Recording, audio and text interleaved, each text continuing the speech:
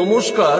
আজকে আপনাদের সামনে আমি যেটা নিয়ে এসেছি, দেখবেন এত বড় প্রকাণ্ড শরীর গণেশের, কিন্তু তার বাহন হলো একটা ইন্দুর, ছোট্ট। আর দেখবেন এত এত দেবতা থাকতে মধ্যে, যেমন সূর্যদেব আমাদের আলো দেয়, পবন দেব যার জন্য আমরা বেঁচে আছি, কিন্তু তাদের আগে পূজা হয় না। সবার আগে গণেশের পুজো হয়। সেটা কেন, কিসের জন্য, আজকে সেই নিয়ে আপনাদের সামনে আমি আলোচনা করব। একদিন সব দেবতারা ওই বাবা ভোলানাথের কাছে সভা করে আর বসে আছে।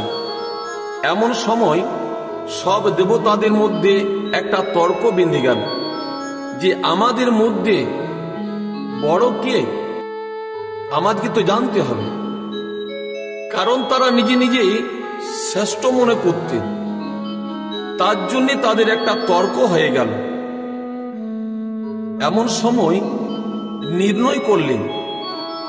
নির্ণয়টা কি করলেন না, ত্রিভুবন যে সবার আগে ঘুরে এখানে আসবেন, সেই কিন্তু আমাদের মধ্যে বড় হবে, আর তার আগেই পুজো হবে। তাই সব দেবতারা কি করলেন না, নিজের নিজের বাহনে চড়ে চলে গেলেন ত্রিভুবন ভ্রমণ করার জন্য। এদিকে গণেশ বুদ্ধি কিন্তু কম নয়। মনে মনে চিন্তা করলেন যে মা বাবার চরণে তো ত্রিভুবন আছে, তাহলে আমি ঘুরতে যাব কোথায়? তাই নিজের বাহন ওই ইন্দুরকে আগে আগে মা বাবার 3 বার পরিক্রমা করলেন। আর পরিক্রমা করে আর করজোড় করে ভোলানাথের কাছে দাঁড়িয়ে আছে। এদিকে সব দেবতারা নিজের নিজের বাহনে সবার আগে কিন্তু এলেন কে না, কার্তিক। এসে দেখছি কি না, গণেশ আগে দাঁড়িয়ে আছে। বলছি বাবা এটা কেমন? এমন সময় গণেশ বললেন সব দেবতাকে যে মা বাবার চরণে যদি ত্রিভুবন থাকে, তাহলে আমি ঘোরার জন্য কেন যাব? এই মা বাবাকে সামনে রেখে আমি 3 বার পরিক্রমা করলাম।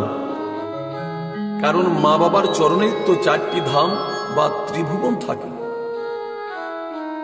এমন সময় সব দেবতারা গণেশকে আশীর্বাদ করলেন, যাও গণেশ, তোমার বুদ্ধি কম নেই। তোমার বুদ্ধির জন্যে আজকে আমরা সবাই বরদান করলাম, তোমার পূজা আগে হবে, তবে কোনো দেবতার পূজা হবে। তার জন্যে গণেশের আগে পুজো না করলে কোনো পুজো হয় না। আর গণেশের বাহন ইন্দুর হলো কেন?